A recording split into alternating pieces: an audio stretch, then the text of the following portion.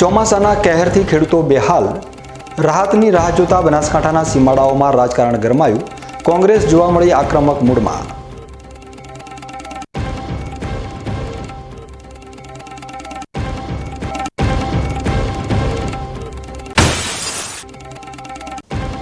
શ્રદ્ધાની કાવડ ભરી ડોક્ટર દિનેશ પટેલે ડીસામાં ઘેર ઘેર ગંગાજળ પહોંચાડવાનું શરૂ કર્યું અભિયાન. સનાતન ધર્મના પવિત્ર સંદેશને જીવંત કરતું આ ભગીરથ કાર્ય સમાજ માટે બન્યું પ્રેરણારૂપ.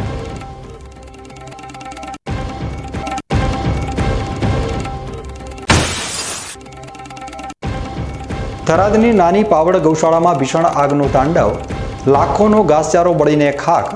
સદનસીબે ગૌમાતા સુરક્ષિત, પણ ગૌશાળા ઉપર ઘેરાયા ચિંતાના વાદળો.